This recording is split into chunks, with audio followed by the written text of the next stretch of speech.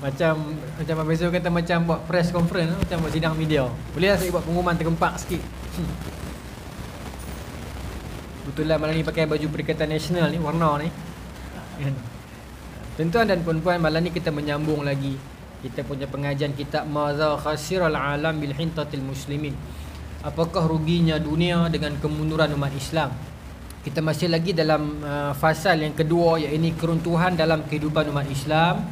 Kita malam ni kita masuk kepada apa nama ni, bagus dia. Kita masuk kepada subtopik yang seterusnya, nombor berapa? Saya 169 Dr. Noh. Yang timbulnya bid'ah dan kesesatan tu kan.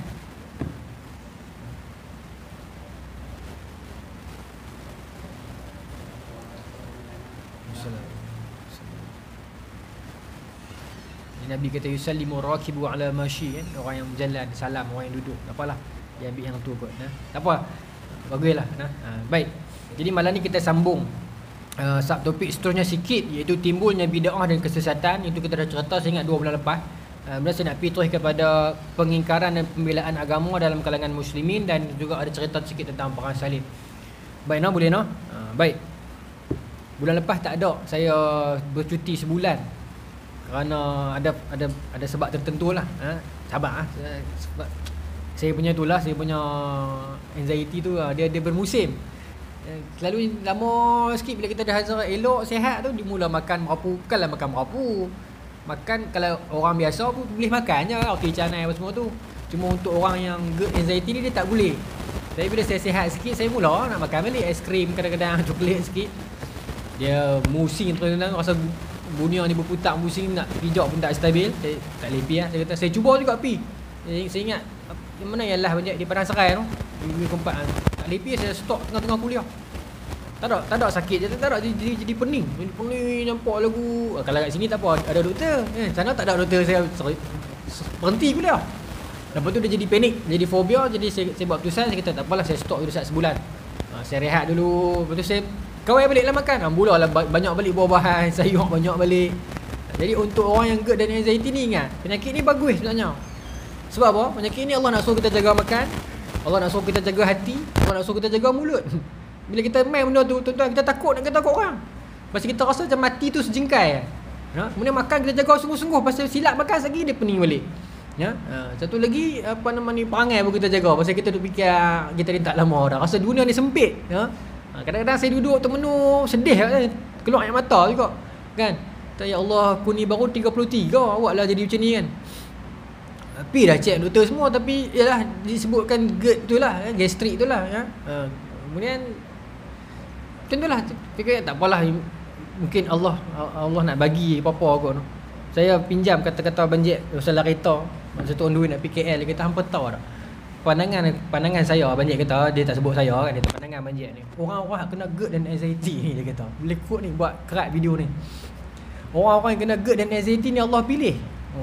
Al-Fadhil Abang Jack kata, pasal Allah pilih mereka ni untuk jaga makan. Allah pilih mereka ni untuk jaga perilaku, jaga mulut, jaga lidah, dan jaga fizikal. Bila saya kenal ni, saya mula banyak senaman, banyak naik bersukat, banyak hari-hari saya akan pastikan 10,000 langkah. Dan juga lari tak boleh, paling kurang pun 2 hari sekali kena lari juga, 4 kilo, 2 kilo, 4 kilo. Jadi ada Allah nak sediakan pada masa depan ni untuk orang-orang golongan GERDian ni, para pesakit GERD dan anxiety ni, Allah nak sedia. Mungkin tentera Imam Mahdi tak kita kok. Orang kat video ni kena pula. Tapi tak tahulah, kita ambil positif. Dia apa-apa pun sekarang tuan-tuan, bila kita kena apa-apa pun kita kena ambil positif side. Tapi tak apalah, tak apa fikir banyak tentang tu, nanti dia trigger. Tapi alhamdulillah, ala kulli hal, malam ni saya kembalilah, I am back. Dan ini malam ni malam yang pertama di surau tuan-tuan.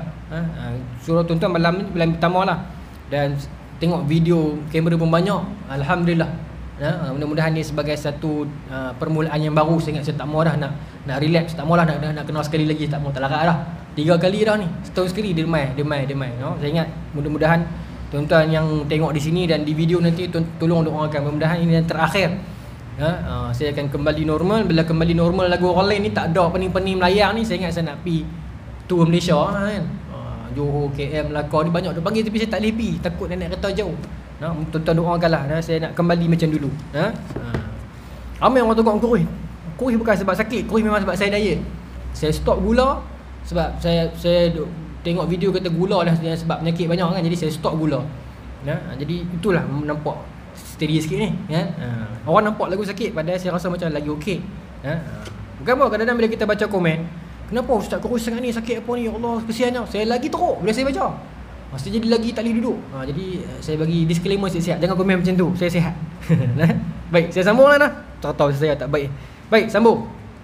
Timbulnya bid'ah dan kesesatan. Siapa kata ni? Maulana Abu Hasan Ali An-Nadwi. Tapi kita kena faham lah, bila kita sebut bid'ah, bolehkah kita tak guna perkataan bid'ah? Kita tak mau sebut perkataan bid'ah sebab dia sensitif. Tak boleh.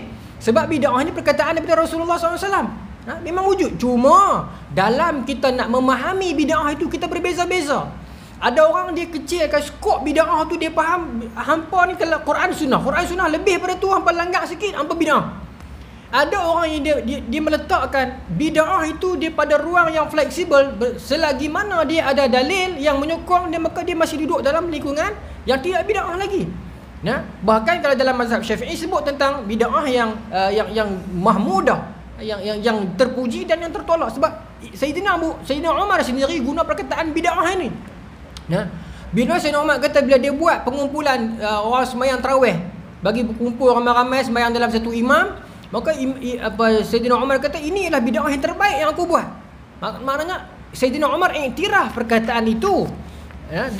Dan kefahaman Sayyidina Umar tentang perkataan bid'ah itu tidaklah sesempit seperti mana yang difahami oleh setengah orang sekarang. Baik. Tapi ala kulli hal kita berlapang dada lah. Kita berlapang dada. Baik. Kita akan tengok Maulana Abu Hasan Ali An-Nadwi pula, dia faham bid'ah lagu mana yang dia cuba sampaikan kat kita ni. Baik. Dalam perkembangannya Islam yang sudah bebas dari kemusyrikan, kesesatan dan kebodohan itu mendapatkan cobaan dalam kehidupan kaum muslimin dengan timbulnya berbagai macam bid'ah. Ini banyak memudarkan cahaya keaslian Islam yang sebenarnya. Padahal yang membedakan umat Islam dari umat yang lainnya adalah berkat agama Islam yang dibawa oleh Nabi Muhammad SAW itu sendiri. Kelebihan agama ini terletak pada keaslian dan kemurniannya. Kelebihan agama ini adalah kerana masih asli seperti yang diturunkan oleh Allah Subhanahu wa taala. Maka dalam konteks ini Maulana Abu Hasan Ali An-Nadwi menyebutkan tentang pembid'ahan yang berlaku di sudut akidah. Di sudut penokok tambahan amalan yang di luar konteks tu, yang tidak ada dalil yang boleh menyokong dia tu. Selagi mana dia duduk dalam ruang lingkup yang masih ada dalil yang menyokongnya, maka kalau nak sebut juga bid'ah, tapi dia fall into bid'ah mahmudah, ataupun dia boleh disebutkan sebagai tidak bid'ah. Tetapi bid'ah yang dimaksudkan dalam konteks ini ialah bid'ah yang bersifat macam kita pernah sebut dah 2 bulan lepas kan, tentang Khawarij, tentang pemahaman Jabariyah, tentang pemahaman Qadariyah, tentang pemahaman Mu'tazilah yang terlalu melampau dalam meletakkan Tuhan, yang terlalu berlebih-lebihan. Dan benda itu kembali sekarang ni. Dia berulang balik. Tambah pada zaman moden dan zaman semua orang boleh bercakap agama, semua orang boleh bagi pendapat, dia makin main macam-macam. Ingat ada dulu ada seorang figure, dia kata dia faham Allah macam satu aura apa benda, ada katakan itu juga bid'ah kalau nak ikut tu. Bid'ah pemikiran tentang meletakkan Tuhan. Baik. Maka itu yang terjadi. Jadi keaslian itu hilang. Saya bagi contoh yang paling mudah sekali tuan-tuan, iaitu bila mana 5 orang soleh pada zaman Nabi Nuh meninggal dunia, maka mereka mula mengada-adakan benda baru. Tapi benda baru yang mereka buat tu apa? Sampai tahap berhala. Mereka buat berhala untuk 5 orang soleh tu. Wadda suwa ya'u nasra. Dengan pandangan 5 orang soleh ni kita ukirkan batu dengan tujuan hanya untuk memperingati, bukan untuk menyembah. Lama kelamaan mereka mula menyembah 5 itu, maka menjadi berhala. Itu bid'ah di sudut yang saya maksud tadi, yang besar itu, yang akhirnya menjadikan agama itu tidak asli lagi. Kemarin saya tengok satu video dia lalu dekat saya punya newsfeed. Seorang pengkaji luar, orang putih tapi saya rasa di Islam kot. Dia tuan-tuan bisa tengok, saya ingat dia duduk di depan dia ada koleksi Bible tu. Tengok video tu, dia kata di depan saya ada koleksi Bible daripada kurun ke 12, 13, 14, 15, 16, 17, 18. Dia tunjuk ni koleksi Bible yang asli. Dia kata, none of them are identical. Dia kata, tak ada satu pun yang sama. Dia kata, yang ni dengan yang ni tak sama, yang ni dengan yang ni tak sama, tak ada satu pun sama.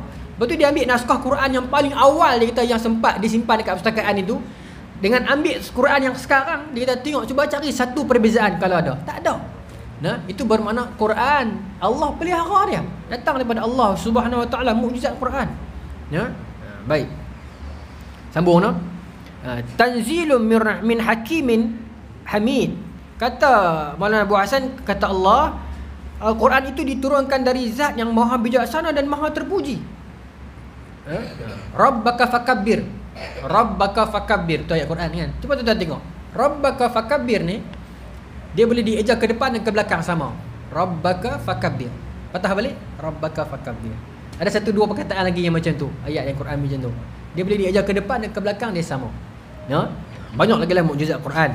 Ya? Kita tidak mencari itu sahaja. Itu sampingan. Ya?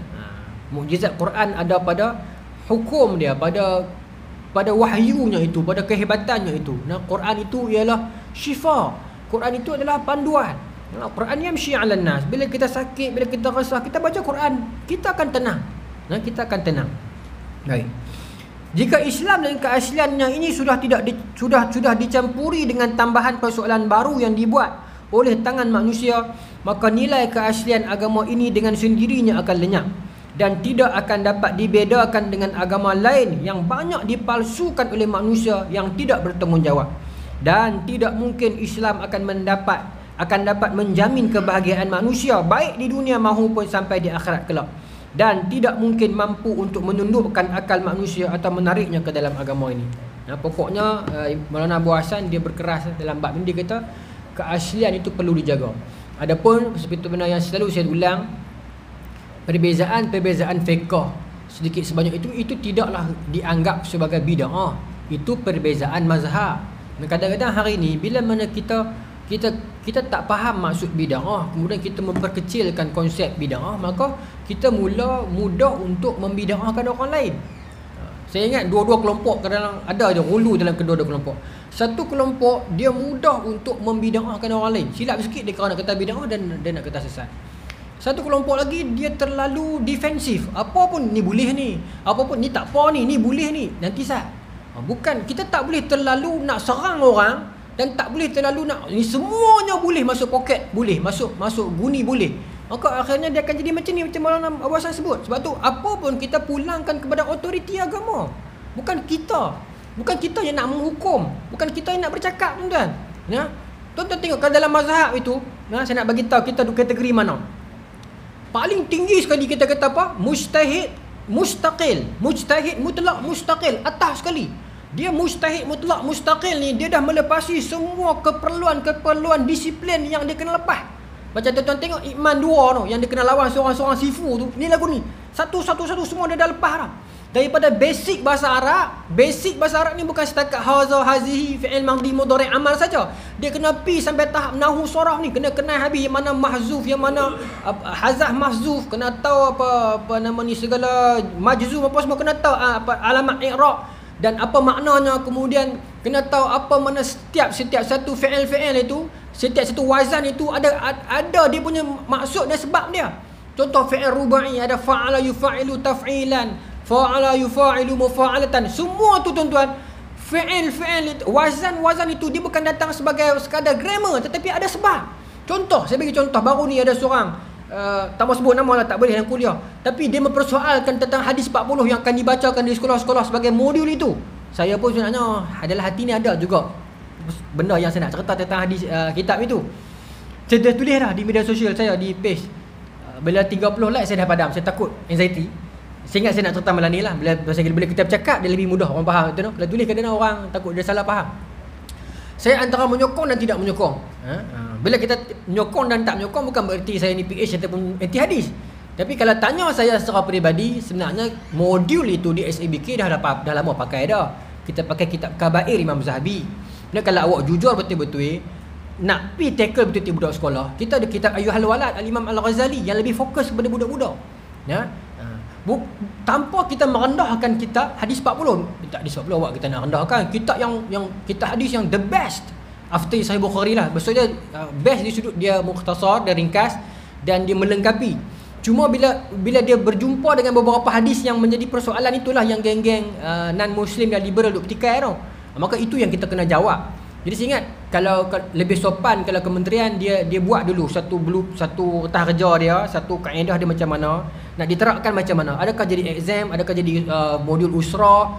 Okay, bila berinteraksi dengan hadiah-hadiah macam ni, kita nak jawab macam mana. Jadi kita dah ada jawapan dah. Ya. Tapi kalau saya menyokong pun betul juga. Contohlah ada hadis yang Nabi kata apa? Inni umirtu an uqatilan nas tu. Aku disuruh untuk memerangi manusia sampai mereka berkata la ilaha illallah tu. Hadis tu banyak daripada bersoalkan sekarang di media sosial. Tuan-tuan, kalau saya nak jawab, kalau saya ni orang kementerian, saya nak jawab apa? Sebab itulah kami nak ajar hadis tu di sekolah. Sebab kalau kami tak ajar hadis tu di sekolah, hampa akan jumpa juga hadis tu di luar. Orang Melayu, orang Islam akan jumpa juga hadis tu di luar. Jadi dia akan faham cara dia baca sendiri. Dia tengok maksud, oh kena perangi manusia sampai mengucap, maka dia akan perang. Allah minta maaf. Maka dia akan perang. Kan? Sebab tu kami orang masuk kat sekolah agar bila cikgu ustaz-ustaz ajak ni perang ni bukan makna perang nah. Waqatil ni dia wazan dia yang fa'ala mufa'alah tu. Bermaksud dia two parties, dua pihak. Dia bukan aqtulu, aku perangi kamu. Tu one way, aku pi serang, attack you tu waqatil.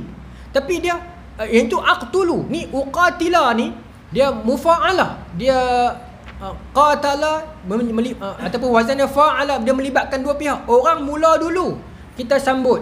Orang bagi hujah, kita sambut hujah. Itu maksudnya perang uqatil. Maksudnya bukan memerangi di sudut aqtulu, angkat senjata pi serang dia, tapi menjawab hujah. Ataupun kalau dia serang kita boleh angkat senjata balik untuk defend ourselves. Itu maknanya uqatil. Maksud tu Nabi kata umirtu uqatila. Aku disuruh untuk uqatil ni memerangi di sudut wazannya mufa'alah, iaitu dua pihak. Bukan Nabi kata inni umirtu aqtulu. Aqtula lah kalau apa nama ni awamil nasib dia jadi mansub bi fathah. Tapi maknanya aqtulu, bukan aqtulu, uqatila. Nah, itu terlalu basic tu tuan-tuan. Nah, kalau SABK tu itu form 3 tu. Yang tu okey, kena clear yang tu semua tu, setiap wazan rubai, khumasi, sudasi semua tu. Kemudian dia pi pula kepada isya, imla, kemudian dia pi kepada syarah, apa semua ni. Selesai yang tu semua masuk hadis pula. Hadis bukan setakat kita nak hukum orang sahih, dhaif apa semua tu. Dia pergi dalam lagi, dia pergi perbincangan tentang riwayat. Nak pergi perbincangan tentang riwayat, kena pula rijalul hadis, kena pergi jarh wa ta'dil. Dalam lagi pula. Dia pergi kepada illah hadis, nak kena hadis ni rosak macam mana, hadis ni elok macam mana, hadis ni saqim sakit macam mana, hadis ni sihat macam mana, hadis ni mahfuz macam mana, hadis ni masyhur tetapi tak sahih macam mana, hadis ni masyhur tetapi palsu macam mana. Kena pula. Lepas tu dia bincang pula tentang hadis yang semua kemah dah. Riwayat pun kemah. Para perawi hadis semua sahih, semua siqah belaka. Tengok matan ni macam pelik. Nah. Sebab tu Ibnu Jauzi kata iza ra'aital hadis yubayyinul ma'qul yukhalliful manqul yukhallidul usul fa'lam annahu hadisul mawdu'. Oh, macam semangat malam ni tinggal sebulan. Mana hadis tu semua kemah dah. Tiba-tiba matan ni macam pelik sangat. Macam Nabi suruh berbaik-baik dengan ayam jantan. Ada, hadis tu semua ada. Maka ulama bincang pula di sudut kritikan matan. Dia panggil apa nama ni uqdul mutun ni maksud kritikan matan. Naqdul mutun, kritikan matan. Oh, bincang pula matan. Semua tu tuan-tuan, para imam yang saya kata para mujtahid mutlak mustaqil yang 13 orang ni dah lalu dah semua tu. Jangan kata Imam Syafi'i tak pandai hadis. Jangan kata Imam Syafi'i tak faham hadis.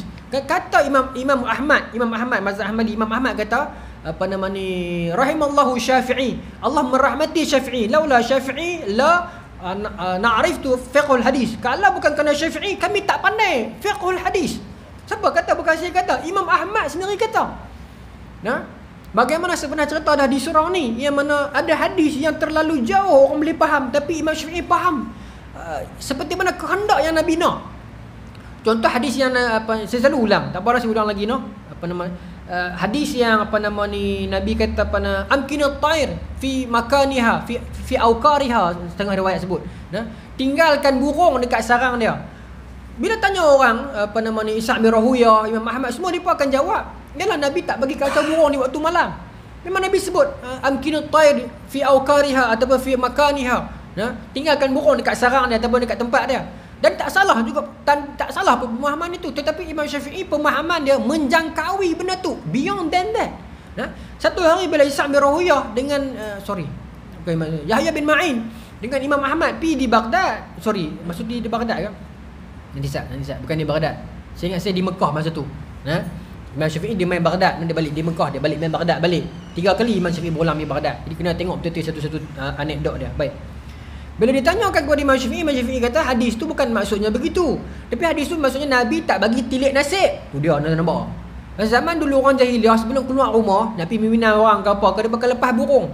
Kalau burung tu pergi kanan, maka boleh pergi kerja ke, nak pergi meniaga ke, nak pergi meminang ke. Kalau burung tu terbang kiri, maka balik, tak jadi. Percaya kepada benda-benda sial. Maka Imam Syafi'i kata hadis tu betul-betul Nabi nak habaq kata apa? Nabi kata apa? Tinggalkan penilikan nasib. Jauh tak tuan-tuan? Jauh, dan kefahaman itu sangat jitu. Jadi fiqhul hadis tu Imam Syafi'i sangat power lah. Fiqhul hadis ni start pada zaman Imam Ramahun Muzi kurun keempat. Dia telah bukukan balik dalam Muhaddisul Fasil bainar rawi wal wa'i. Serta tu saya ambil dalam buku tu lah. Bagaimana depa ni boleh simpulkan, depa boleh ambil waqul' fiqh daripada hadis. Siapa ada ilmu tu? Ramai Imam Ahmad pun ada, tapi Imam Syafi'i pakar. Tanpa saya merendahkan imam lain. Ada ustaz mana tak tahu mai pada bukan Malaysia dia merendahkan Imam Abu Hanifah. Sedangkan Imam Hanifah tu pakar hadis. Pasal Imam Hanifah ni kedudukan dia tak jauh. Dia ulama yang paling tua dalam kalangan 4 orang tu. Dia paling dekat sekali. Meskipun dia bukan sahabi tetapi dia paling dekat sekali. Imam Hanifah meninggal 150 Hijrah. Jadi Imam Hanifah tak guna banyak hadis. Dia tak guna banyak hadis sebab dia pakar hadis. Itu ayat yang jawapan paling tepat. Bukan saya paling tepat. Jawapan itu paling selamat. Sebab Imam Abu Hanifah duduk di mana? Di Kufah. Kufah ni tuan-tuan maaf sebut kawasan orang menipu. Kawasan orang menipu banyak. Imam Ahmad sebut, ramai imam-imam lain sebut, orang-orang banyak kawan-kawan kita ni bila pergi di Kufah buat balik mai hadis na'rifu wala na'rifu. Ada hadis yang kami tahu, ada hadis kami tak tahu. Yang buat balik tak mana halau orang pergi reka. Pasal orang Kufah ni kebanyakan mereka ni suka menipu. Depa ni lah yang scam Imam Sayyidina Husain, suruh pergi di Kufah. Kononnya nak angkat Sayyidina Husain, bila Sayyidina Husain sampai depa tinggal. Bila Sayyidina Husain hantar Muslim bin Aqil sepupu dia pergi di Kufah, bila pergi siasat dia orang Kufah tinggal. Bila mana Ubaidillah bin Ziyad, ingat tak saya kata panglima gubernur jahat tu kan, gubernur jahat tu tangkap Muslim bin Aqil, bunuh. Mana orang Kufah pada masa tu? Dia hantar dekat 5,000 surat kepada Sayyidina Husain suruh pergi mai Kufah. Bila Sayyidina Husain pergi, depa berlepas diri tak mau tolong. Jadi dalam area itu banyak perkembangan hadis palsu. Bila Imam Abu Hanifah berada di sana, jadi kerana dia pakar hadis lah, dia berhati-hati. Dia berhati-hati dengan hadis. Bukan dia menolak hadis. Contoh tuan-tuan, kalau tuan-tuan pakar hadis, mai kat tuan-tuan hadis ni macam-macam ni. Tuan-tuan, sebab tuan-tuan pandai dan tuan-tuan sort. Okey, aku yang ni kena hati-hati ni, aku tolak tepi dulu. Yang ni tak cukup syarat, aku tolak tepi. Imam Abu Hanifah begitu. Sebab tu kita tak boleh kata Imam Abu Hanifah tak pakai hadis banyak, ni dia mazhab al-ra'yi. Dia kepakaran dia besar. Tuan-tuan, Imam Abu Hanifah ni banyak dia punya sumbangan pemikiran dia yang kita berhutang dengan dia sampai hari ni. Sampai hari ni, terutamanya dalam bidang muamalah. Terutamanya dalam bidang muamalah. Baik. Okey. Jadi depa dah lepas semua tu. Dah pergi hadis, tafsir Quran, hadis semua sampai tahap mujtahid mutlaq, mustaqil, nombor 1. Lepas tu tuan-tuan, ada ramai lagi Sufyan Tsauri dan sebagainya, tapi 4 tu yang kekal sampai hari ni. Level kedua kita panggil mujtahid mutlaq muntasib. Iaitu mujtahid mutlak juga, tetapi mereka ini masih lagi menisbahkan kaedah mereka dengan kaedah imam yang atas mereka. Mereka duduk bawah mazhab itu. Contohnya kalau dalam mazhab Abu Hanifah, dalam mazhab Hanafi ada Imam Qadhi Abu Yusuf, ada Imam Muhammad bin Hasan Syaibani, Qadhi juga, tok guru Imam Syafi'i. Itu kategori mujtahid mutlak muntasib. Mujtahid mutlak ada, tetapi mereka ni level nombor 2. Mereka masih lagi muntasib, menisbahkan diri mereka pada tok guru atas. Dan dalam mazhab Syafi'i ada Imam Humaidi antaranya, Imam Buwaiti, Imam Muzani, ni antara muntasib, mutlak muntasib dalam mazhab Syafi'i. Kemudian dia ada mujtahid mutlak muqayyad. Bawah lagi nombor 3. Dia level bawah sikit, tapi dia masih lagi bergantung kepada muntasib dan mustaqil. Dia masih lagi nisbahkan diri dia bawah mazhab pemilik sahibul mazhab. Contohnya ataupun kita panggil ashabul wujuh. Dalam mazhab Syafi'i siapa? Antaranya pengarang Muhazzab Al-Imam Abu Ishaq Asy-Syirazi. Itu ashabul wujuh dalam mazhab Syafi'i. Dan dalam mazhab Ahmad, Imam Ahmad ada Qadhi Abu Ya'la, ni antara orang dia. Kemudian baru dia mai kepada apa nama mujtahid ataupun ashabut tarjih ataupun mujtahid tarjih. Imam mujtahid dah, tapi mujtahid tarjih, iaitu yang rajih. Ada fatwa yang bertentangan. Kadang-kadang mazhab tu sendiri ada fatwa yang dua bertentangan, maka mereka inilah yang tarjih, yang pilih pendapat mana yang paling rajih. Contoh mazhab Syafi'i yang qaul qadim dan qaul jadid, ada bertentangan, ada dua qaul itu. Jadi imam yang datang ini, yang kategori mujtahid tarjih ini, dia akan tarjihkan yang mana, kita akan ikut. Siapa kategori itu dalam mazhab Syafi'i? Imam Nawawi, Imam Rifai. Sebab tu Imam Nawawi dia buat Majmu' Syarhu Muhazzab, kitab Majmu' Syarah kepada Muhazzab Imam Syirazi. Tu nampak tak? Flow mazhab ni dia berlangsung begitu. Habis pada tu, tuan bawah lagi disebut sebagai mujtahid fatwa, iaitu dia mujtahid tetapi dia bukan mujtahid am. Tak, dia mujtahid untuk kategori, untuk hukum tu saja. Hari ni banyak yang macam tu. Dia pakar, tapi pakar dia untuk particular hukum tu saja. Dapat faham tak? Bidang kepakaran saya dalam yang ni saja. Bidang kepakaran saya dalam bidang yang ni saja. Contoh macam Imam Syekh Dr. Yusuf Al-Qaradawi, kepakaran dia dalam bidang zakat. Tapi saya tak merendahkan kepakaran dia dalam bidang yang lain. Sebab saya nak beritahu, zakat tu dia memang power betul. Dr. Izhar Arif, banyak Dr. Ustaz Bakhari suka troll dia, suka kata dia perli dia kan. Kepakaran dia dalam bidang babi kan, DNA babi ke apa benda tak. Saya pun ambil Ustaz Bakhari yang kata. Tapi betul lah, dia punya kajian dia dalam bidang DNA babi kot, seingat saya. Jadi kepakaran dia betul di Malaysia ni. Adalah beberapa orang tokoh yang lain dalam bidang faraid, dalam di Malaysia ni ada, kalau kita ikut betul-betul. Maka itu kategori yang dia untuk that particular fatwa tu dia pakar. Tapi dekat Malaysia ni susah, bukan kat Malaysia ni, dekat dunia sekarang ni pun kita tak boleh nak bergantung kat seorang. Dia main majlis fatwa. Nampak? Jadi fatwa tu jadi majlis lah. Seorang boleh, tapi kita tak apa nak, tak ada kepakaran macam dulu. Walaupun dekat dunia ni masih ada macam babak yang sepanjang apa semua tu. Tapi yes, untuk lebih salim kita buat majlis fatwa, bersidang untuk khususkan satu-satu fatwa. Bawah pada tu lagi dia panggil muqallidin atau muqallidun, para yang taklid, para pengikut. Siapa? Kita. Berapa tingkat? Tiba-tiba hari ni kita mai, kita nak buka, kita nak bagi hukum. Salah kan? Dan ada hukum kadang-kadang benda tu memang ada dalam hadis sahih. Tetapi kita nak faham hadis tu macam mana. Macam saya kata tadi itulah tentang perkataan uqatil itu. Kemudian tentang contoh apa lagi? Ada hadis tentang Nabi jamak dalam keadaan tidak ada hujan, tidak ada darurat apa-apa. Memang hadis tu sahih. Kalau kita buka terjemahan, kita ambil, kita terus jamak di rumah. Salah macam tu. Kalau semua orang kita buka pintu tu tuan-tuan, apa jadi? Itu cerita dia. Apa jadi kalau semua orang kita kata semua orang ada akal, Islam ni milik semua. Betul kita mengakuinya benda tu. Orang ada hak untuk bertanya, saya sokong benda tu. Orang ada hak untuk bertanya dalil, saya minta maaf, saya sokong itu. Pasal kita ada hak. Cuma tengok tempat jugalah. Tetapi saya tak setuju bila kita kata setiap orang ada hak untuk baca dan buat. Tak boleh. Pasal dia lalu satu institusi yang panjang. Kita bahasa Arab pun tak clear, tiba-tiba kita nak buka terus hadis, baca terus kita nak buat. Tapi saya secara peribadi, saya tak halang orang nak buka kitab hadis baca, bagus. Cuma bila kita berhadapan dengan satu-satu hadis yang kita rasa macam aku tak apa faham, bawa jumpa ustaz ataupun buka dalam internet ke, pergi jumpa tu, tanya. Clear? Yang tu saja. Tanpa kita kata, tuan jangan baca Sahih Bukhari nak, Sahih Bukhari tu berat. Bagi saya baca ya. Cuma jangan terus baca, yang ni terus tutup buat. Tuan-tuan. Habis semua pakat buat masing-masing habis. Saya duduk di satah yang macam tu. Mana saya tidak menutup pintu. Jangan baca Sahih Bukhari. Tak baca. Cuma saya tutup pintu di sudut. Hang terus baca sendiri, terjemah sendiri, terus nak buat sendiri. Tak boleh. Tak boleh. Memang tak boleh. Pasal kita akan langgar semua whole jalan institusi itu. Kita tak faham seperti mana ulama faham. Macam saya kata tadi lah, hadis-hadis Imam Syafi'i, tafsir apa semua tu. Tuan. Dan banyak lagi contoh yang lain. 8.24 tak ada nak cerita perang salib ni. Jadi saya ingat bid'ah selesai Adapun yang berlaku sekarang ni sikit-sikit fiqh-fiqh ni, itu ada alasan dan hujah mereka. Nak bagi saya jawab tentang qunut pun panjang tuan-tuan. Saya boleh cerita tentang qunut, tentang Nabi SAW pada di hayat akhir baginda akan kunut banyak. Ya. Bukan kata subuh, waktu-waktu lain juga berkunut. Cuma ada cerita tu sangat panjang lah. Kenapa ada perawi yang tentang kunut subuh tu saja Imam Syafi'i ambil yang dia, Imam lain tak ambil. Tapi tuan-tuan, wallahi setiap ulama yang berbeza itu, bila mereka dah sampai label ulama, mereka ada hujah sesama mereka. Saya pegang yang tu. Ya.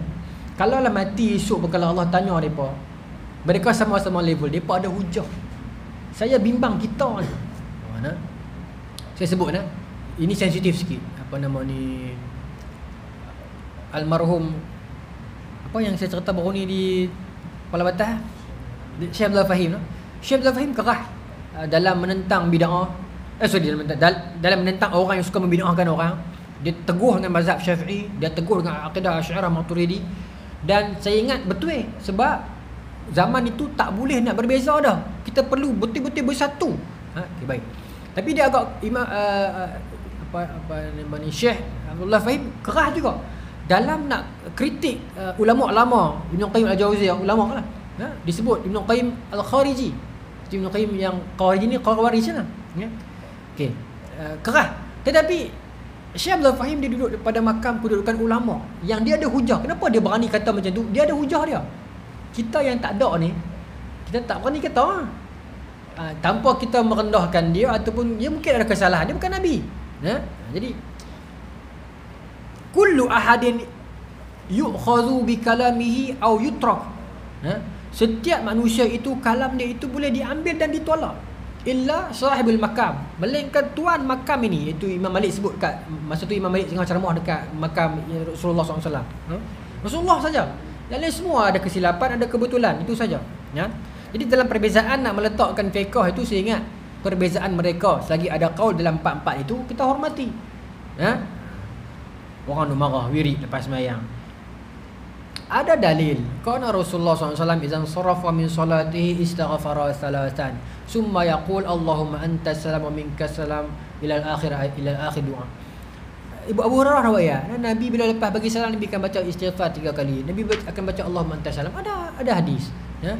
Allahumma ajirna minan nar, ada hadis Nabi kata kalau kamu baca 7 kali lepas bagi salam qabla an taqul minan nas, bila hang cakap dalam kalangan manusia, maka kalau hang mati pada malam tu in mitta lailatika hadha, kalau hang mati pada malam lailatika tilka, kalau hang mati pada malam itu, maka hang akan dapat pengampunan daripada Allah, jiwar minan nar, selamat pada api neraka. Kalau hang baca lepas subuh 7 kali, lepas bagi salam, lepas bagi semayang, lepas semayang, maka jiwar minan nar kalau mati pada siang. Ada dalil, maka ada ulama kita masukkan dalam set of wirid. Ya. Kemudian apa lagi? Apa ni? Ayatul Kursi. Ada Nabi kata apa nama ni? Man qara'a ayatul kursi duburin fi kulli salatin. Barang siapa yang baca ayat kursi di hujung sembahyang atau selepas bagi salam. Duburin ni maknanya, dubur ni maknanya bukan pungkuk, dubur ni hujung di hujung solat. Jadi ulama terjemah hujung ni, adakah hujung ni macam penghujung nak bangun solat ada. Maka selepas sembahyang, maka siapa yang baca ayat kursi lepas sembahyang, setiap kali sembahyang, maka Allah akan jadikan dia setiap kali sembahyang Allah akan jadikan kepada dia tidak ada lam yamna'hu bainahu wal jannah illa an tamut. Tidak ada penghalang antara dia dan syurga, melainkan dia mati. Maknanya hanya mati saja yang boleh menghalang dia dengan syurga. Kalau baca kursi setiap kali sembahyang, ya, kita baca. Kemudian doa. Nabi sebut kepada Muaz bin Jabal, ya Muaz, usika ya Muaz la tad'anna dubura fi kulli salatin an taqul Allahumma a'inni ala dzikrika wa syukrika wa husni ibadati. Wahai Muaz, aku nak pesan kepada hang, sebelum hang bangun setiap kali sembahyang, aku nak wasiat kepada hang, lepas habis sembahyang jangan bangun lagi selagi hang tak baca Allahumma a'inni ala dzikrika wa syukrika wa husni ibadati. Ada ulama ambil literal, dia ambil doa tu. Ada ulama dia ambil fleksibel sikit, dia kata doa, maka doalah apapun, maka doa lepas sembahyang. Okey. Kemudian dia buka luas lagi. Ada kelompok yang kata kami tak halang wirid, cuma kami tak bagi wirid ramai-ramai. Jadi dia tak halang. Okey. Cuma dia tak bagi ramai-ramai. Adapun kita pula kita kata kita nak ramai-ramai. Sebab apa? Orang yang tak bagi ramai-ramai dia berkata bagi dalil sebab Nabi tak buat ramai-ramai. Nabi cuma buat ramai-ramai saja itu pasal Nabi nak ajar. Bila sahabat-sahabat pakat tahu dah wirid-wirid ni, maka lepas pada tu Nabi tak buat ramai-ramai dah. Masing-masing pakat buat. Lepas bagi salam pakat buat. Habis tu kenapa buat ramai-ramai serentak ni? Sebab kita ambil pengajaran itu yang Nabi nak ajak li ta'allumi, nak ajak. Maka adakah jemaah kita ni setiap hari jemaah yang sama? Tak kan? Betul. Akan mai orang baru, kadang orang musafir, kadang penduduk taman baru, kadang yang salah banyak tadi orang baru. Nah, maka li ta'allumi kita nak ajak. Maka proses pengajaran tu berlangsung selalu. Maka kau ni ada hujah dia macam ni. Kau ni juga tak mau buat amal baik, ada hujah dia macam tu. Harmoni. Jangan nak marah aku, jangan nak serang aku. Ni zaman kita nak kena bersatu ni kan. Ha? Tak? Saya salah. Maksudnya yang kecil-kecil macam tu tak payahlah nak panjang-panjang besar-besar sampai nak tikam aku, no? Kecuali lah dia buat benda-benda yang memang mengundang dosa dan salah, memang kita lawan lah, ya. Selagi mana dia duduk dalam ruang lingkup ada hujah, ada hujah. Baik, sambung. Lepas geram tuan-tuan pasal sebulan rehat di rumah, tuan-tuan okey tak tuan-tuan? Macam marah malam ni kat saya, sirih ni. Kan nak cerita benda lain, cerita isu semasa sikit. Isu semasa apa? Saya nak cerita isu semasa yang tu lah, yang pasal hadis 40 tu. Kemudian politik, politik.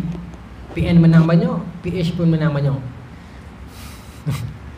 Saya tak tahu, kalau saya, pendapat saya tak popular. Pendapat saya orang boleh maki. Saya fikir macam ni tuan-tuan. DAP ni nak selit juga. DAP ni dia makin lama makin kuat. Buatlah macam mana pun dia kuat. Dan tuan-tuan perasan tak? PAS pun kuat. Buatlah macam mana pun kuat. Antum saya kata apalah, PAS sekarang ni sangat kuat. Ini komen daripada orang yang suka Anda Ibrahim ni. Aku PAS memang kuat. Dulu kita tak sangka, sekarang tengok macam mana. Tetapi kita melihat sekarang Malaysia bergerak kepada satu satah yang macam mana tuan-tuan? Yang Melayu makin kuat, Melayu dah dia bawa ke sini. Kuat ni. Cina ni makin kuat, Cina dah dia bawa ke sini. Kuat ni. Dia makin cekang ni. Dalam sebuah tali kita tarik dia duduk cekang macam tu dalam ni. Anda faham tak? Mana dalam kelompok PH yang paling kuat Cina. Jangan kata apalah, minta maaf sebut orang PH, DAP sangat kuat. Maaf sebut amanah, walaupun saya suka kat Abang Mat Sabu sikit dululah sebab saya kena pas dengan dia. Saya memang suka dia. Tapi kita kena mengaku amanah tak kurang berfungsi ke tak berfungsi. Salah je kata macam tu. Kurang berfungsi lah, sopan sikit. Walaupun kita minat almarhum Salahuddin Ayyub yang memang rajin buat kerja sungguh-sungguh kan, macam Dr. Zul dulu kan.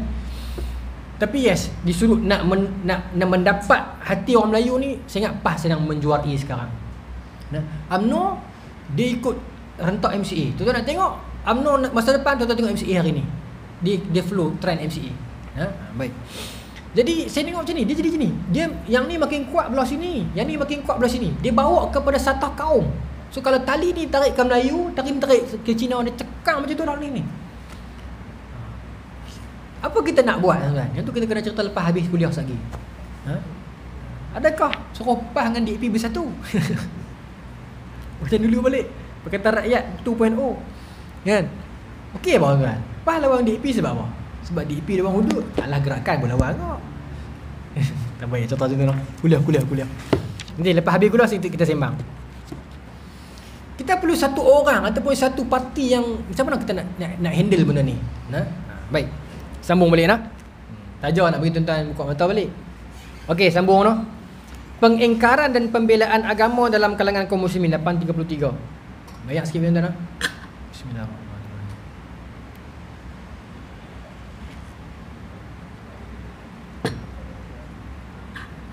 Yang ni yang Maulana Hujat ulah ni, saya ingat saya dah ulah tadi dah ni. Lebih kurang aja. Tentang politik tu tuan-tuan saya selit tuan-tuan jangan ambil serius pula. Saya selit tu tak ada apa. Saya undi calon, saya tak undi parti. Tapi saya ada parti yang saya sokong lah, tapi saya bila raya saya ikut calon. Sebab bila saya kata saya ikut calon, maka parti itulah kena buat kerja, cari calon yang bagus. Kalau parti tu hantar calon sambil lewa ya, maka dia tak buat kerja, maka dia layak dihukum bila kita tak undi calon dia. Kalau saya pegang macam tu dengan dunia sekarang ni. Cuma bagi sudut pandang orang politik, dia tak setuju lah. Itu susah lah parti nak survive kalau semua orang pilih calon. Sebab tu parti kena kerja keras. Kalau tidak tu akan jadi macam dulu, tak songkok saja pun menang. Kita tak mau jadi macam tu lah ni, kena kerja keras. Parti kena turun ke akar umbi, cari calon yang betul-betul yang orang rakyat suka. Tu kerja dia. Sambung mana? Tak boleh cerita politik kat surau ni. Tak apa, ni isu semasa. Saya tak declare kan saya suka mana-mana kan. Saya cerita saya suka Anwar Ibrahim tu, Anwar Ibrahim dulu, Anwar Ibrahim habis mu. Saya tak declare. Baik. Untungnya agama Islam ini sentiasa terpelihara dari segala macam usaha pemalsuan dan perubahan.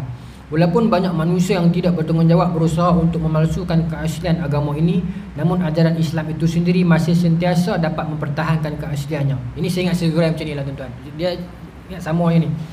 Dia nak kata Islam ni Allah Ta'ala buat, macam mana pun hangpa cuba nak tambah benda-benda baru dalam akidah, dalam agama ni, pasti akan kantoi. Ajaran sesat berapa banyak kita jumpa. Hang buatlah lagu mana pun, Syiah lah, macam-macam macam jenis ajaran kan, akan jumpa, akan dipatahkan dia. Akhirnya ajaran itu akan berkubur macam tu saja. Terlalu banyak ajaran sesat dalam agama. Dia muncul, dia raih pengaruh, dia duduk pada kedudukan yang tinggi, tapi Allah takdirkan orang jumpa, dan dia akan dipatahkan, dan dia akan hilang macam tu saja. Dan kadang-kala tuan-tuan, ajaran itu boleh jadi dia orang tak jumpa, ataupun penguatkuasaan belum ada kepada dia, tetapi dia tak tahan lama, akhirnya dia jatuh, dan dia akan hilang sendiri. Itu ialah sunnatullah untuk kebatilan. Kebatilan tidak akan bertahan lama, wallahi. Hak akan bertahan lama. Sebab tu saya tak setuju kalau setengah orang mengatakan akidah yang difahami oleh sebahagian besar umat Islam sekarang kononnya akidah yang batil. Contohnya orang mengatakan akidah Asy'ariyah itu batil. Kerana apa? Falsafah lah, masuk usul-usul macam-macam. Kalau dia bukan akidah yang jitu, dia tidak akan bertahan lama, tuan-tuan. Dia tidak akan bertahan lama. Jadi itu kaedahnya. Jadi begitu kaedahnya. Itu simple saja. Baik. Maka banyak ajaran-ajaran sesat yang dia tak boleh tahan lama pun, akhirnya dia akan collapse sendiri. Kalau bukan kena enforcement of law pun, dia sendiri akan dipatahkan kerana dia tidak ada hujah. Selalu saya sebutkan, kita menghormati Syekh Ahmad Didat, Syekh Almarhum. Kita menghormati Dr. Zakir Naik. Tetapi sebenarnya tuan-tuan, dia pun memang pandai sungguh.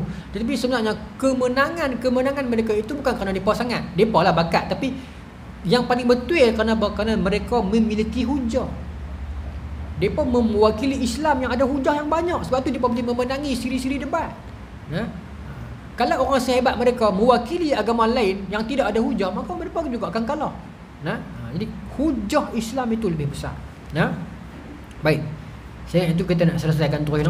Sebab zaman sekarang ni memang banyak pemahaman baru, sistem kefahaman baru. Lain orang buat macam-macam kepercayaan kan. Niat apa, pegang Quran, niat aku nak bercakap dengan Allah. Buka Quran, ayat pertama kita jumpa, itulah Allah sedang bercakap dengan kamu. Sudah. Bid'ah tu. Yang tu saya kata bid'ah tu. Tu banyak lagi ruang bid'ah yang lain yang boleh diserang bersama-sama daripada kita tumpu yang kecil-kecil yang telah selesai ribuan tahun ni. Yang setakat cerita tentang kunut, cerita tentang bagi wirid, itu dah selesai banyak ribu tahun dah. Ni yang baru-baru ni. Kadang-kadang kita banyak bertelingkah untuk benda-benda yang lama. Kita suka buka question mark untuk benda yang dah ada titik. Sedangkan benda yang baru, perenggan baru ni sekarang banyak. Kita duk main, tuan-tuan lah saya tak main TikTok kan. Kita tengok budak-budak lah ni tuan-tuan, macam-macam pemahaman baru tentang ketuhanan yang dia faham sendiri. Ni bukan kata sesat ke falsafah ke, yang ni jadi apa punya akar pun tak tahu main pada mana ni. Tentang nak meletakkan kefahaman depa tentang Tuhan. Aku ni macam mana pun tak apa, Tuhan ada lah depa faham cara depa ni. Sebab root kita ni tak terbina daripada awal. Situ saya ingat macam itulah. Kita tak bina, base kita sangat kuat. Nabi SAW, hadis yang Nabi ajak kat budak-budak, Abdullah bin Abbas masa tu dia budak lagi. Nabi kata apa? Ya ghulam ihfazillah yahfazuka. Wahai anak kecil, ingat hang jaga Allah, Allah jaga hang. Hadis tu panjang kan. Kalau seluruh dunia nak mudaratkan hang, tak boleh kalau Allah tak izin. Tentang akidah. Tapak paling kecil sekarang ni tuan-tuan, paling basic anak-anak kita, akidah. Yang tu. Dan saya perasan bila kita buat ada anak kecil, kita perasan bila anak-anak kita peringkat umur kecil, kita bagi akidah, dia akan pegang akidah tu sungguh-sungguh tuan-tuan. Dia tak lagu susah kita ajak orang tua. Ajak budak-budak akidah ni, dia akan pegang sungguh-sungguh. Anak saya kecil 5 tahun, 6 tahun. Saya cerita pasal Allah. Sampai sikit-sikitnya dia sebut. Saya dah parti. Bukan dia kata anak saya tidak. Saya tak boleh bagi contoh orang lain, saya tak tahu kan. Malam tu satu hari tuan-tuan, saya duk masak di dapur. Anak saya duk sorang-sorang di bilik. Saya duduk apa dia duduk seorang-seorang lama sangat kan. Saya pun pindah dia. Tuan-tuan dia duduk doa seorang-seorang dia. Bukan nak pujian doa dah, minta maaf, minta berlindung benda-benda macam tu. Cuma saya bagi contoh. Dia kata, ya Allah, bagilah bapa sihat. Bagilah bapa cepat hilang angin. Dia faham anxiety sini angin lah. Nak bawa Rian Bizu. Saya menitik mata tuan tahu budak ni. Maknanya kita kecil-kecil kita dah abang macam tu, minta ke Allah, Allah bagi, minta ke Allah, Allah bagi kan. Jadi bila dia tengok kita duk rumah termenung, berangin badan-badan ni tak boleh bawa dia mana kan, dia doa. Dia minta ke siapa? Minta ke Allah. Dia faham cara dia lah. Tanya saya, Allah dekat syurga Allah bagi aiskrim dah. Saya kata bagi, makan aiskrim sakit tak? Kecil manis tak? Tanya saya. Dia kata dok di syurga tak sakit. Dia kata jadi nak masuk syurga kena mati dulu dah. Dia kata kena mati dulu masuk syurga. Taruh anak mati lah. Dia kata oh kita dengar maksud lain. Tapi budak-budak ni bila umur kecil lagu tu kita bagi akidah ni dia akan pegang sungguh-sungguh. Cuma kita dengan lapis dia lah kan. Bila dia pukul adik kita jangan pukul adik, Allah tak bagi pukul adik. Kita jangan nak keluar dalil Allah taqrabu zina kat dia tak faham lah kan. Apa pun. Jadi akidah tu jelas, dia main sekolah mana mendengar pun dia akan jelas. Sekarang ni akidah tak mantap tuan-tuan, minta maaf sebut. Pendidikan akidah kita tak kuat lah ni di sekolah rendah. Kita duk kalau nak ligan hak lain ni dia main PBD, dia main TP, dia main macam-macam ni pening kepala ni tuan-tuan ni. Dia main pusing balik UPSR nak main dah pula. Dia bukan isu tentang UPSR ataupun bukan UPSR, dia isu tentang kamu nak meletakkan UPSR tu standardnya mana. Boleh tak Jais? Isu semasa sikit kan. Kamu nak meletakkan UPSR tu standard yang mana? Kamu buat UPSR tu macam peperiksaan yang sangat besar yang sampai budak-budak darjah 2 pun kena tuition dah. Jadi bila mak pak jadi stres, cikgu jadi stres, budak jadi stres, beg sangat berat. Maka akhirnya dia fikir, oh UPSR ni tak betul. Dia pun pergi masuk ke UPSR. Bila masuk UPSR tak ada penilaian pula. Dia buat TP. TP ni tak boleh sebab Malaysia ni satu kelas 40 orang. Nak TP apa? Cikgu tak ada yang tengok. Cikgu yang sama ajak kelas sebelah 40 orang lagi. Maka dia kok mana pun kena standardized examination juga di Malaysia ni sebab kelas kita ramai. Cuma kita nak menguruskan UPSR tu macam mana? Tuan-tuan percayalah silibus kita sangat berat. Silibus kita memang berat. Percayalah. Sebab tu orang buat master orang suka pergi luar negara kan lebih ringan. Dan itu yang kita kena uruskan. Bukan kita nak pergi Mansur terus cari ada terus Mansur ada budak-budak ni berapa kali dah kena eksperimen ni. Zaman mak ayah kita dulu tuan-tuan tak lulus tingkatan 3, tak lulus tingkatan 4. Ya tak? Sekarang mungkin susah lah nak buat macam tu.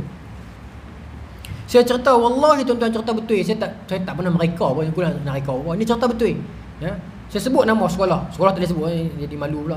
Tapi saya internship, saya praktikal dekat sekolah tu dulu di tengah-tengah Kuala Lumpur. Kita praktikal muda, bujang, handsome, rambut pun panjang penuh masa tu. Lah ni Rafizi dah lah ni. Dulu rambut penuh begini. Saya pergi sekolah tuan-tuan. Ada budak 5-6 orang. Mudah-mudahan dia tengok video ni nanti. Pergi balik. Waktu orang belum sekolah ni. Tak masuk kelas. Kita praktikal masa tu. Kita sekolah baru semangat lagi kan, tak masuk kerja lagi. Semangat ni macam jadi lagu Amir Khan lah kan. Jadi semangat tolong orang. Saya susah hati pasal apa budak ni pergi balik. Ramai kat 10 orang 11 orang. Saya jumpa dengan penyelia petang pada masa tu. Saya tanya pasal apa cikgu budak-budak ni tak kena marah pun. Jumpa juga display rotan dia pun lari balik. Pusing pula ronda pula. Penyelia petang kata kat saya, cikgu budak-budak ni tak boleh baca. Dia pun SMK biasa tuan-tuan. Saya mengajar SMK biasa di Kuala Lumpur. Saya sebut nama tuan-tuan tahu. Dia pilih setiap orang asal lah. Baik. Dia pun tak boleh baca je. Dia kata tak boleh buat apa kan? Nak buat lagu mana? Tak dan. Hak silbah ada pun tak ligan. Tak dan. Budak-budak ada lagi tak. Tuan-tuan Kuala Lumpur lagi lah. Sekolah 2 sesi. Lagi penuh budak-budak. Nak liga 12 orang ni tak dan. Nak hantar pergi sekolah ni. Sekolah mana nak ambil? Pondok boleh ambil. Tapi esok orang marah pondok pula. Macam-macam orang kata kan. Dia macam mana? Mereka ni terbuang di tengah-tengah Kuala Lumpur. Saya yang ambil. Oh politik. Saya tambah cikgu main kat saya pun praktikal. Saya ambil 12 orang ni saya ajak ambil. Bila tuan-tuan bila kita dia pun tak boleh baca, bukan bermaksud dia pun tak kenal huruf, dia pun kenal. Ni pengalaman peribadi. Saya suruh eja nama, boleh eja nama. Suruh eja batu boleh, buku boleh, saya boleh. Tapi bila suruh eja syarikat tak boleh. Mesyuarat tak boleh piah. Jadi saya ajak satu. Alhamdulillah, tak adalah dia sampai dia pun boleh baca, tapi dia pun boleh juga baca. Lah saya habis praktikal sekolah tu, dia pun hadiah kat saya Quran sampai sekarang saya simpan. Depan Quran tu ada muka surat kosong tu, dia pakai tulis ucapan dia. Saya rasa sangat terharu. Budak-budak tu sampai sekarang besar lah. Saya tak tahu lah dia jadi apa dah sekarang. Lost contact dah. Tapi nama saya masih ingat seorang-seorang. Dia pun tak boleh baca. Sebab apa? Sebab di tempat saya duduk tu, Setiawan Asar tu, dia ada golongan elit tu, tamu-tamu situ, tamat-tamat orang kaya. Dan di tengah itu juga ada miskin bandar, yang anak-anak dia pun tak sempat nak pergi tuition Little Khalif ke apa 3-4 tahun tu. Maka dia pun terlepas. Tuan-tuan bayangkan di Kuala Lumpur, anak-anak umur 5 tahun, 6 tahun, 4 tahun pun dah power cakap BI, tak ada masalah.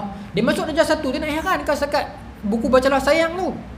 Bila ada 80% orang yang macam tu, yang 20% miskin bandar ni tertinggal. Dia masuk darjah 1. Alamak, member dah tinggal dia jauh dah. Cikgu pula kalau duk fokus yang ni, tak ada ligan hak pandai, waris tekan, PPD tekan. Cikgu pun tak ada cara, kena ligan hak pandai. Hak yang tak pandai, jadi macam kes tadi tu. Di kampung kita tak nampak, tapi di bandar tuan-tuan, Allah, kadang-kadang penggubal ni dia buat silibus, dia fikir untuk orang yang boleh jawab. Dia fikir untuk Putrajaya, dia fikir untuk Kuala Lumpur, dia fikir untuk Damansara, dia tak fikir di Sarawak tu. Nah, buat sistem kadang-kadang kita rasa macam, ya Allah, apa ni buat kerja ni? Buat, saya sebut ni salah. Biar salah pun tak apalah. Buat sistem kerajaan IDMI orang baru. Buat rantes dekat sekolah di Putrajaya. Lepas tu, okey, semua boleh pakai. Okey, cantik. Kita aplikasikan dekat semua sekolah seluruh Malaysia. Hang teh dekat Putrajaya ya. Hang nak pergi dekat sekolah dekat Pahang, dekat Hulu Kedah. Tu sistem tu yang rosak sekarang tuan. Ya, tukarlah menteri macam mana pun, tapi bila sistem tu apa tak kontrol, apa tak ubah, tak boleh ya. Dia bukan salah PMR, bukan salah UBSR, bukan salah TP. Nah. Tu lah, daripada bid'ah sampai masuk periksa. Jauh tuan-tuan, jauh. Baik, sambung lagi lah. Saya suka surau ni sebab tu, sebab saya ada ruang untuk berkongsi isu semasa. Bagi yang kawan-kawan yang bawa kamera malam ni terkejut kan, Ustaz nak cerita apa ni Ustaz? Dekat surau ni kami memang macam tu. Kami akan cerita sikit silibus, lepas tu kami akan masuk isu-isu semasa saja. Sini semua profesional sini. Baik. Lepas tu kat sini tuan-tuan dia masuk pada bab nasib baik dunia Islam pada abad ke-6 Hijrah. Itu. Nasib yang baik lah kot. Nasib baik tu bukan nasib baik kita faham ni, nasib yang baik lah kot. Tapi sebenarnya tuan-tuan, pada abad ke-6 Hijrah kita berlaku fasa yang lompang sebenarnya. Abad ke-6 Hijrah ni ulama pun tak apa ramai. Ada ulama yang besar ada. Imam Al-Ghazali kurun ke-6 Hijrah lah. Tapi kalau kita nak berlaku adil, Imam Ghazali lebih lama hidup dekat kurun ke-5 Hijrah. Sebab kurun ke-5, sebab Imam Ghazali dinisbahkan sebagai ulama kurun ke-6 sebab dia meninggal pada kurun ke-6. Tapi dia meninggal 505 Hijrah, bermaksud dia 5 tahun saja dekat dalam kurun ke-6. Jadi dia lebih lama dalam kurun ke-5 sebenarnya. Jadi sebab tu memang kurun ke-6 kita agak sedikit lompang. Kalau kita buka dalam tradisi ilmu hadis pun memang ada sedikit lompang. Yang saya buat, tuan-tuan ada tak yang saya buat? Ni mungkin sebagian tuan-tuan ada. Yang saya buat ni. Ini saya buat sendiri tuan-tuan. Saya buka satu-satu kitab, cari susu sendiri tu.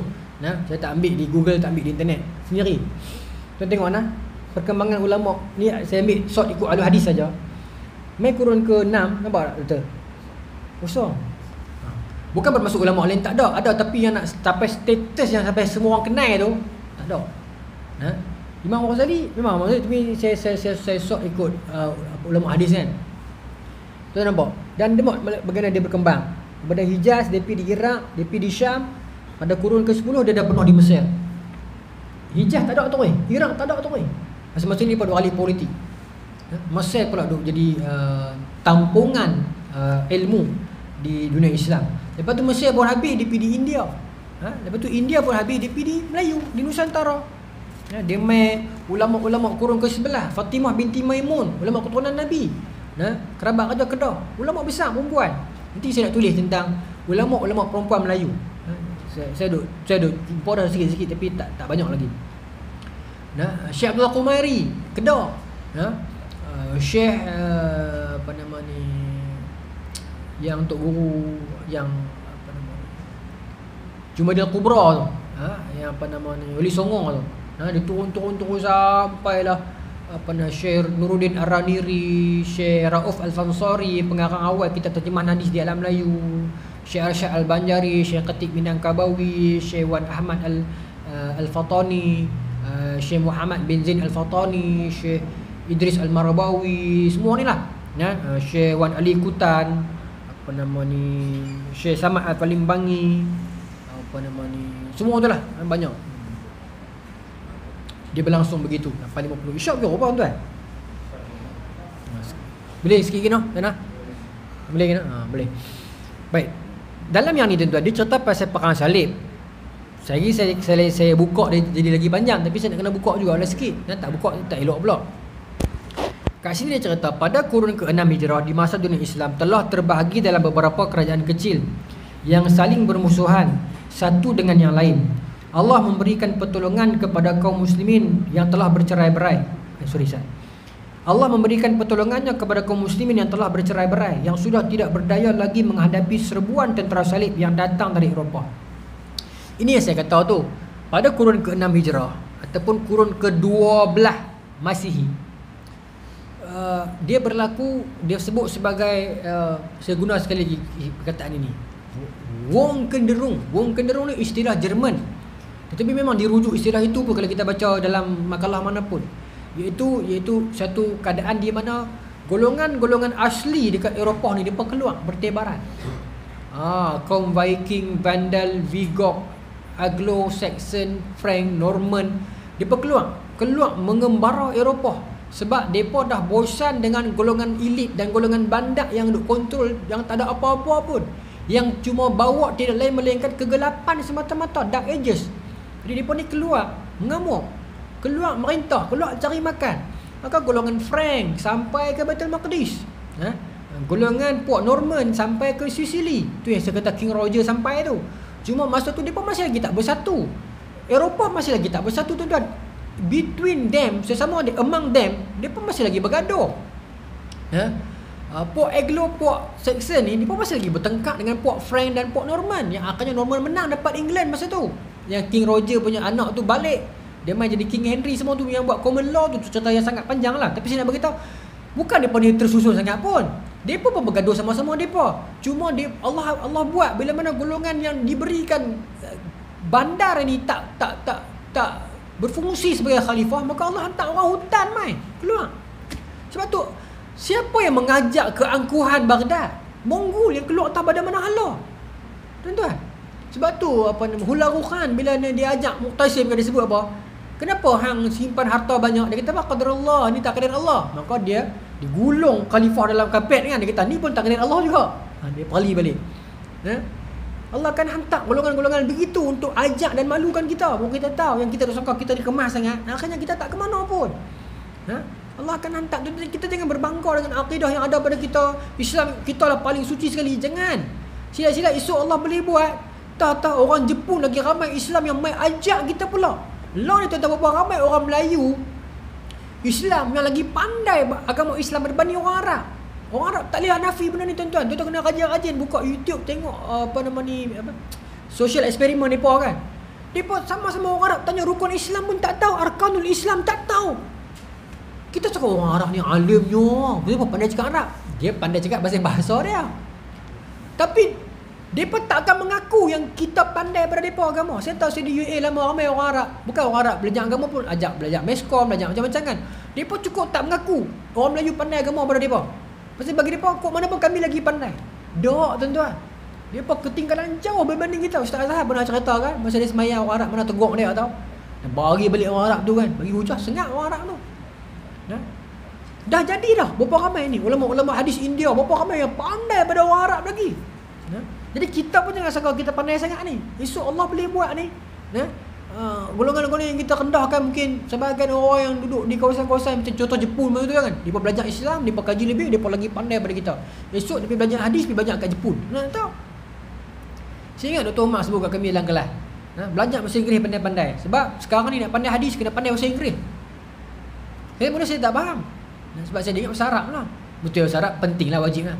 Rupanya tuan-tuan, bila saya start menulis tesis, banyak artikel yang skopus yang level universiti yang kita yang boleh buat reference ni tentang hadis, banyak dalam bahasa orang putih. Memang dia kaji sungguh-sungguh memang. Macam tu. Dan tuan nampak tak bagaimana bahasa ilmu telah berubah. Dia susah kita, anak-anak muda kita yang pakai bahasa-bahasa singkatan ni lagi mahapua tu. Baik. Kat mana tadi? Okey, sambung inilah nak. Okey, jadi pada kurun ke-6 itu orang Eropah keluar, ataupun kurun ke-12 Masihi. Dia keluar. Kurun ke-11 lah lebih tepat. Sebab daripada keluar 1099, kurun ke-11.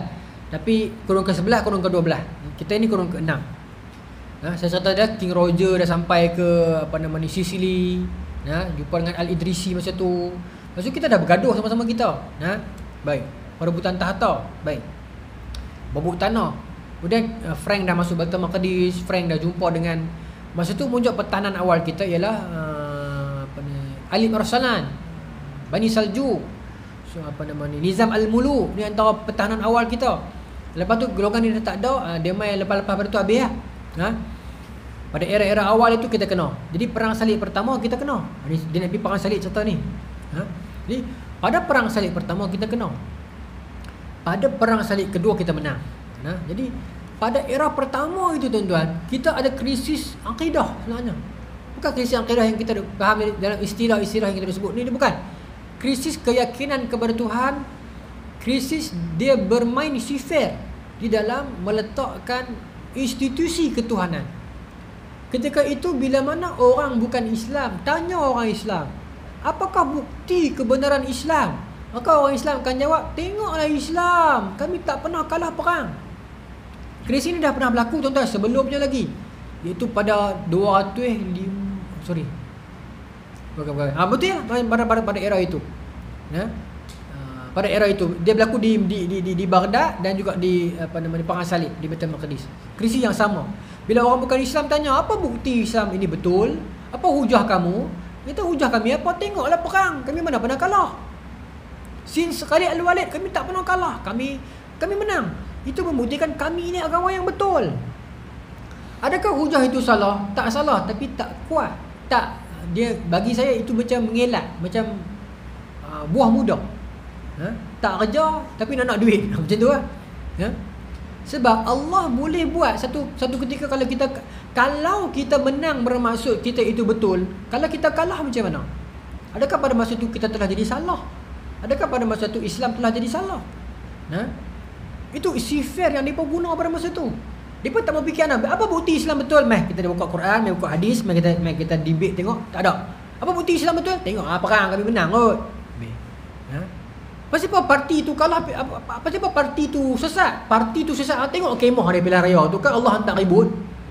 Terkalih bendera kemah parti tu. Jangan kata macam tu. Esok Allah hantar hujan yang sama mengalih bendera parti kita. Kita nak kata apa?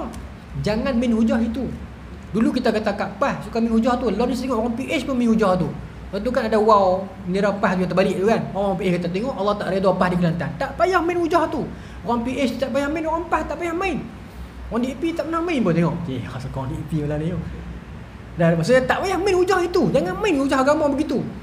Kerana dia akan backfire kat kita balik. Main hujah akademik. Jangan main hujah yang macam mana saya nak kata? Hujah, saya istilahkan diri saya kata hujah forex. Saya kata macam tu sebab hujah yang senang. Hujah tak mau duit mau. Saya kata hujah forex. Saya hujah mudah. Kadang kita nak miracle. Tengok tuan-tuan Nabi Saleh bila tanya kaum dia, apa nak bukti apa yang aku ni Nabi? Hang cuba keluar unta, dia kata. Kan nak unta? Orang keluar unta pada bukit. Pasal apa? Pasal dia nak tengok benda yang miracle. Lepas tu kata pula, lepas unta tu keluar kami nak unta tu beranak depan kami. Beranak, nak. Allah bagi dah, Allah bagi. Akhirnya dia beriman tak? Tak juga. Pasal dia pun nak tengok benda yang miracle. Woi tu guru tu dia alim tu. Mana? Dia duduk di belah-belah selatan Thailand tu. Dia boleh baca hati hang ah. Dah nak tahu yang tu dulu. Dia tak kira tu guru tu boleh baca kitab ke tak? Tak. Tu boleh baca hati hang ke tak? Yang tu, yang ukuran dia. Ustaz tu ingat apa? Dia cakap betul yo. Siapa? Dia kata hang ni jenis bangun lambat, jenis payah bangun. Siapa yang jenis senang bangun? Semua orang payah bangun tidur. Betul tak? Cuma dia makin awal atau makin lambat, tapi payah ada bangun, payah. Kita betulnya ustaz tu dia boleh baca hati yo. Itu bukan ukuran dia. Kalau ada itu bonus. Sebab tu tuan-tuan, orang Yahudi kenapa dia advance? Saya tak suka orang Yahudi, tapi kenapa dia advance? Sebab dia pentingkan hujah.